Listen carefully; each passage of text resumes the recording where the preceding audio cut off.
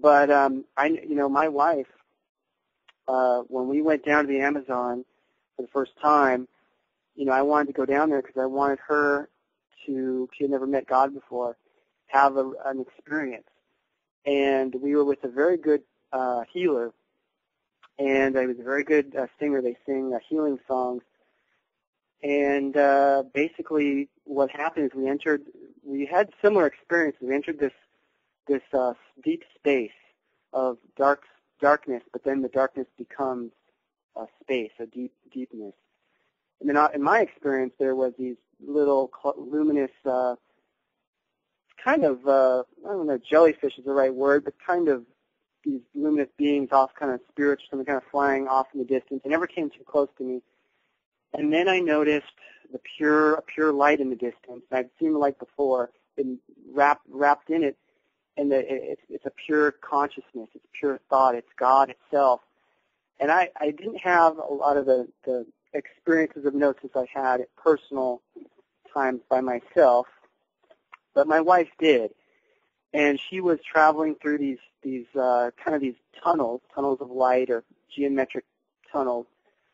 And she was kind of feeling lost, like where to go in the tunnels. And then one of the tunnels kind of was opened up. And at the corridor, the end of this tunnel, it was the light of God as pure consciousness, pure thought.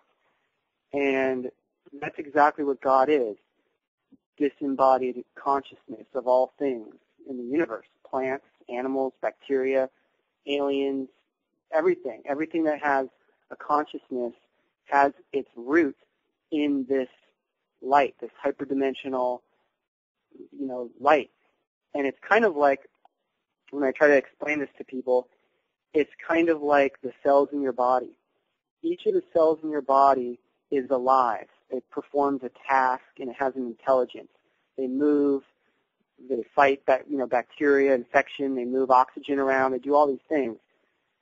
And yet, when they're in your body, they somehow interconnect, and you have become an awareness. You have an awareness. You may not so be aware of the cells in your body that being alive and moving, but for some miraculous reason, you have a consciousness under your own. And that's what I feel God is. All living things in the entire universe, our root of our consciousness comes from this source, and that source is God. And these experiences that the Gnostics had, the experiences that can be provided through ayahuasca and DMT, near-death experiences, they allow you to enter that space. And ayahuasca in particular, basically not only opens that door, but it teaches you and it shows you things and it heals you. And that, to me, is the greatest miracle of the whole thing. And then just the experience itself is remarkable. I mean, some of the thoughts and the concepts that you sense or become aware of, it's hard to share with people who have never experienced it, because it's almost like you're going to sound crazy or it's science fiction. Like I personally, after doing ayahuasca, I have a greater understanding for, earth, plants, the intelligence of plants, God, religion. And some of the experiences I've had have been really strange. And I, just these fractal orbs of light, and they're like the way they communicate, and a lot of things happen in pure thought. Like when you enter the light, there's no sound, just thought. And the thought comes in without any words, and it communicates with you. And that's actually something else about the Gnostics, is there's places in the Gnostic books, I think the Book of Marcinus and a few others, where it describes meeting God, but the event, the communication that took place in silence, meaning that there was a transfer of thought and not a transfer of words. Basically, their way of saying what we would call like telepathy or something now.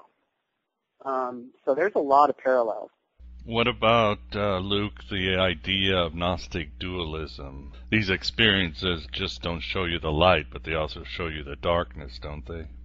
That's true. That is definitely possible. I've drank a lot, and I would say that those are very limited experiences, but they do and can happen. A lot of times they can be purgative, but any time a shadowy force or a lower, they're always, when you feel their energy, these malicious forces, and they are malicious, they are lower. And that's the other thing, is the Gnostics describe these creatures as jealous of the higher states that mankind had reached.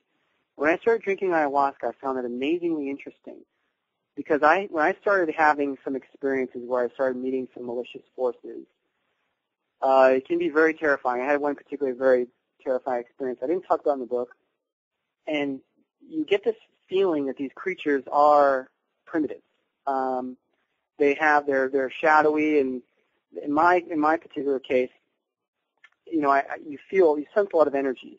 You perceive it some way, and they felt, I want to say, is like a reptilian feeling. Is kind of how I felt when I encountered them. And in this one particular case, I was actually actually happened after a very good mystical experience that I was having, and I was coming out of it, and I was almost like I was descending, get back down to earth.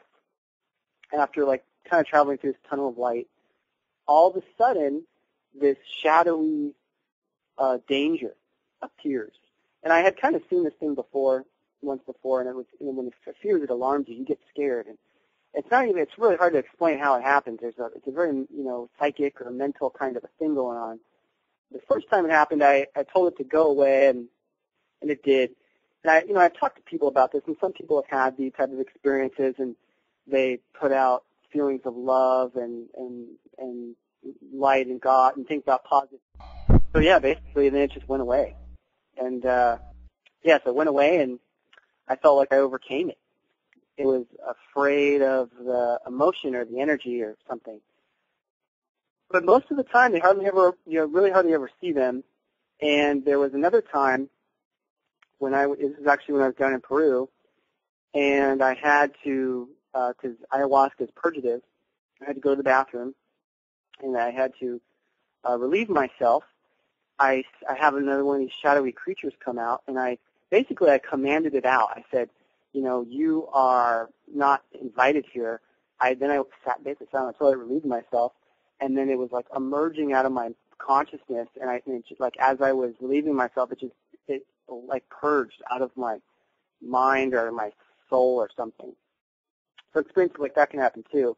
But yeah, as far as dualism goes, the Gnostics, did encounter both good beings and bad beings, and that same type of thing is encountered under ayahuasca.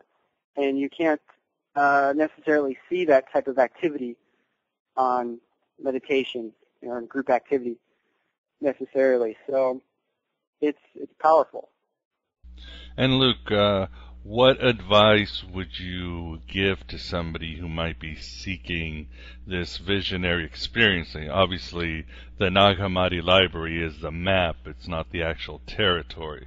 What advice would you have for them? In my experience, the advice is do it with a lot of people and do it with some elder or somebody who has experience. Yeah, absolutely. Down in Peru and Brazil, there's a lot of places to get access to it.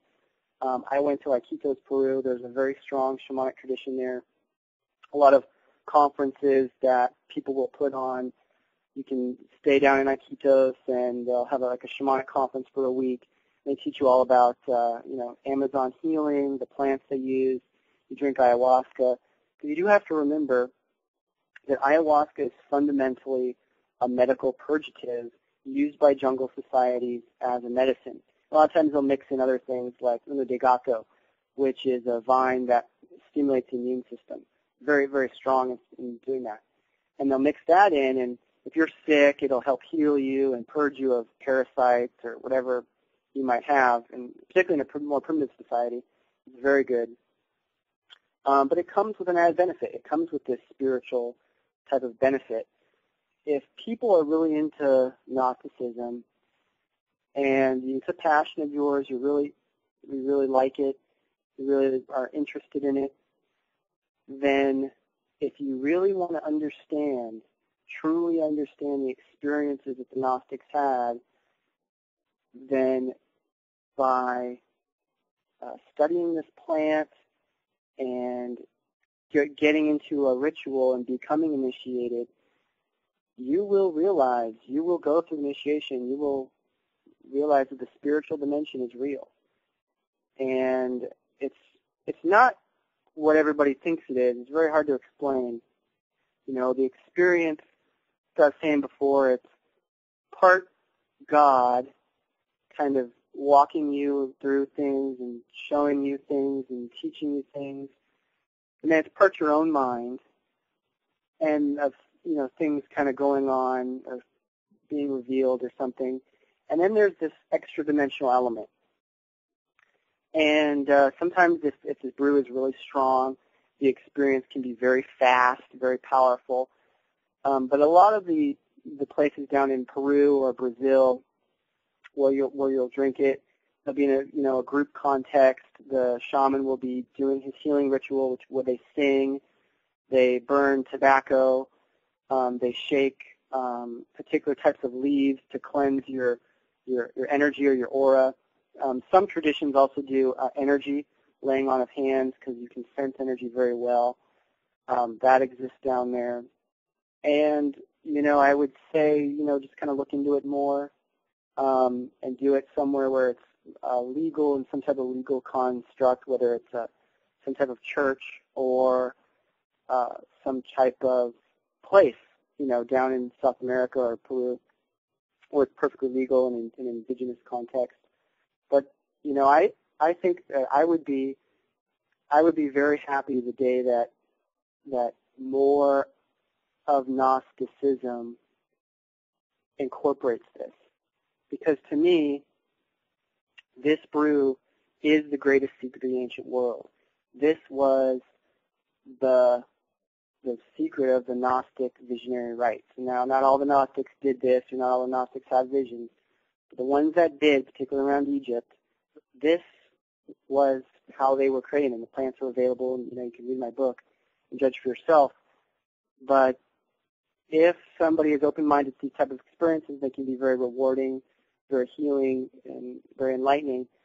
And there's also other ways to experience similar types of things that aren't, you're not consuming any type of thing. I mean, you have, flotation tanks or sensory deprivation tanks, which can provide a similar type of experience. I don't know how much the DMT is active in those events. I have read some literature that they suspect that some type of DMT-type mechanism is responsible for dreaming in some fashion. And when you go into a sleep deprivation tank, it puts you into the theta state, the same type of state that you get in dreaming or in shamanic drumming, where it allows you to see visions. I've never been in the deprivation tank before, but I do know people who have, and they would say that it's probably the closest thing that you can get to the type of ayahuasca type experience without actually drinking ayahuasca. So that's another avenue for people to explore if they're interested. There's places in America where you can do that. In a lot of major cities, they have that. There's that avenue, but you definitely want to be safe. It's not a toy. You don't take it to get high. It's nothing like that. It's not addictive. It's pretty much basically a plant-based medicine that has this neurotransmitter in it with another plant that has purgative properties and some other maybe compounds that might affect your immune system or boost your immune system. And when you're done taking it, you feel fine. You actually feel quite healthy because it really does cleanse you, and it's pretty therapeutic. I think it the more people talk about this, the less it becomes taboo. The more, as a society, I think we can kind of evolve. I do personally believe that this direction that we're going towards God and becoming a greater awareness of nature's intelligence and God's spirit through the whole thing is where we're headed. Our mainstream society right now is pretty screwed up, lost, primitive. We might have a lot of technology and a lot of materialism, but, we're just as messed up as we were 2,000 years ago. And there's a lot of progressive people around, you and all sorts of people that are helping, our society to move forward. And, this is a tool that is helping to do that. That's very well said, and I certainly agree with you 100%, Luke. But I think that's all the time we have today. I'd like to thank you very much for coming on Aeon Byte and discussing your new book, Gnostic Visions. Thank you.